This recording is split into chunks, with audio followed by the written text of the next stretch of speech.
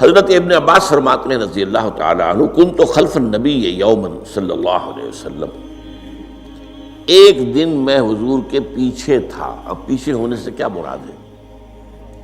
گمان غالب یہ ہے کہ سواری پر، جس کو ردیف بھی کہتے ہیں، واللہ عالم یہ بھی ہو سکتا ہے کہ چلتے ہوئے پیچھے پیچھے چل رہے ہیں ادب کے ساتھ۔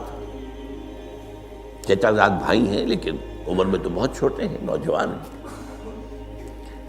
اس کیفیت میں حضور نے اب ان سے خطاب کیا، یا غلام، اے نوجوان، اے لڑکے کہا، اے لڑکے، اعلمک کلمات، میں تمہیں تلقین کرتا ہوں چند کلمات۔ اب یہ ہے حضور کا طریقہ تربیت و تعلیم و تزکیہ۔ وہاں کوئی مدرسے نہیں تھے، وہاں کوئی درس کی محفلیں تو نہیں ہوتی تھی، محفل تو ایک ہی ہوتی تھی ہفتے میں، اور وہ جمعے کا اجتماع ہے۔ باقی حضور کی صحبت ہے، فجر کی نماز کے بعد بھی آپ بیٹھے ہیں، صحابہ بھی بیٹھ گئے ہیں، کچھ گفتگو ہو رہی ہے، اسی میں تربیت، اسی میں تعلیم، اسی میں تزکیہ۔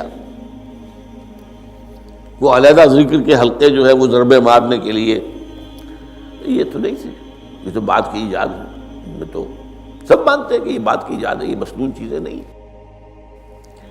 بہرحال حضور نے اے لڑکے یا اے بیٹے، جو بھی آپ اس کا ترجمہ کریں، میں تمہیں چند باتیں سکھاتا ہوں۔ مطلب کیا ہے؟ وَعَلِّمُكَ كَلِمَاتٍ، توجہ سے سنو، غور سے سنو، حفظ جان بنا لو۔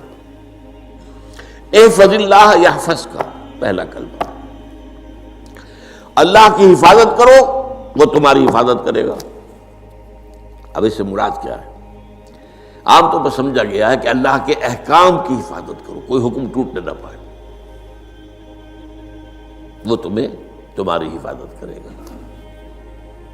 اور ایک مفہوم یہ بھی ہو سکتا ہے، اللہ کو اپنے دل میں محفوظ رکھو، اس کی یاد سے اس دل کو، اس خانہ قلب کو خالی نہ ہونے دو، مستحضر رکھو اللہ کو اپنے دل میں، تو اللہ تمہاری حفاظت کرے گا، اللہ تمہیں یاد رکھے گا۔ اور حدیث قدسی میں یہ الفاظ آئے، میرا بندہ جب مجھے اپنے دل میں یاد کرتا ہے، میں بھی اسے اپنے دل میں یاد کرتا ہوں۔ جب میرا بندہ کسی محفل میں میرا ذکر کرتا ہے، میں اس سے کہیں بہتر محفل میں اس کا ذکر کرتا ہوں۔ اللہ کی محفل تو ملائے اعلیٰ کی ہے، ملائکہ مقربین کی ہے۔ وہ جو امیر خسرو کا شعر ہے، وہ پتہ نہیں کس کیفیت میں انہوں نے کہا ہے، خدا خود میر محفل بود اندر لامکاں خسرو، محمد شمع محفل بود شب جائے کہ من بودم۔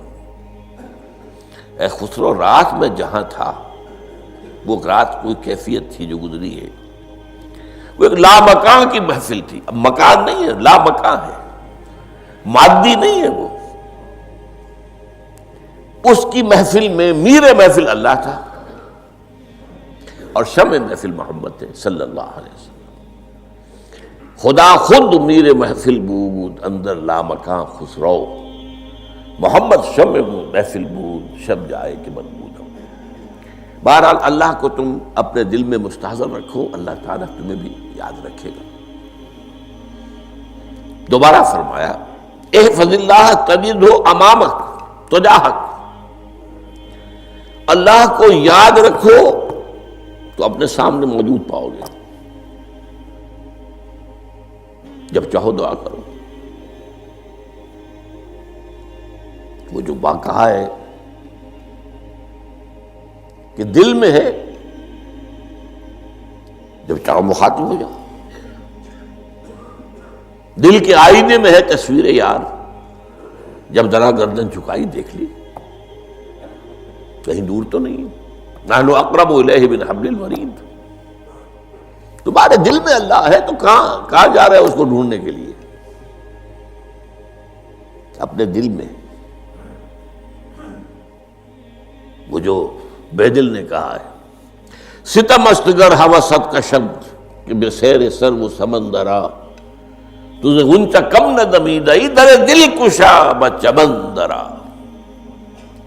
بڑے ستم کی بات ہے کہ تمہارا دل کہتا ہے چلو ذرا باغیچے میں چلو، پھولوں کی سیر کرو، یہ گلاب کا پھول ہے، یہ موتیا ہے، یہ سیر، ستم است، بڑے ستم کی بات ہے، کیوں یہ ستم، کیا ہو گیا اس میں؟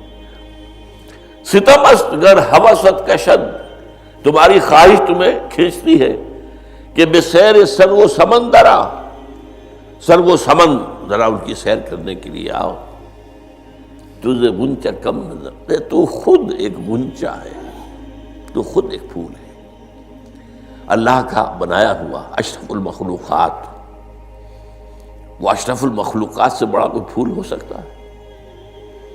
تجھے غنچہ کم نہ دمیدہی، در دل کشا، اپنے دل کا دروازہ کھولو، بچمن درا، اس کے اندر جو چمن آباد ہے وہ کیا ہے؟ روح ہے، دل مسکن ہے قلب، قلب مسکن ہے روح کا، تو احفظ اللہ تجدہ امامک یا تجاہک، اپنے سامنے موجود پاؤ، اذا سالتا فاسأل اللہ، اب آ گیا وہ مرکزی مضمون، دیکھو جب مانگو اللہ سے مانگو، غیر اللہ کے سامنے ہاتھ دراز کرو ہی مت۔ ایک حدیث میں آتا، یعنی حرام نہیں ہے، دنیاوی قواعد اصول قوانین کے تحت کسی سے مدد چاہنا، کوئی سوال کرنا حرام نہیں ہے، وہ تو میں نے کہا کہ اس پر اصرار آپ کریں گے تو اس میں بو پیدا ہو جائے گی، بدبو پیدا ہو جائے گی شرک کی، لیکن آپ سوال کریں، مدد لیں، اسی پر دنیا قائم ہے، ایک دوسرے کے ساتھ تعاون کے ساتھ۔ لیکن اونچا مقام کیا ہے؟ کسی سے سوال مت کرو سوائے اللہ کے، یہاں تک کہ جوتے باندھنے کا تسمہ تمہیں درکار ہے تو بھی کسی سے مت مانگو، اللہ سے مانگو، کیا پتہ اللہ کس کے دل میں ڈال دے اور وہ آ کے تمہیں تسمہ پیش کر دے، ہوتا ہے ایسا، بسا اوقات ہوتا ہے، جو اللہ کے ساتھ لو لگا کر رکھنے والے ہیں ان کے تو ایسے واقعات ہوتے ہیں کہ دل میں ایک بات آئی اور اس کے بعد وہی بات جو ہے وہ کوئی شخص آ گیا، اس نے وہ بات پوری کر دی، کیونکہ لوگوں کے دل جو ہے وہ تو اللہ کے دو انگلیوں کے مابین جسے چاہتا پھیر دیتا، کیا پتہ اللہ کسی فرشتے کو انسانی شکل میں بھیج دے، آتا ہے فرشتہ، آتا ہے انسانی شکل میں، آتا ہے آپ کی تکلیف کو رفع کر دے، آپ کی ضرورت کو پورا کر دے، اسی سے مانگو، کسی اور سے مانگو۔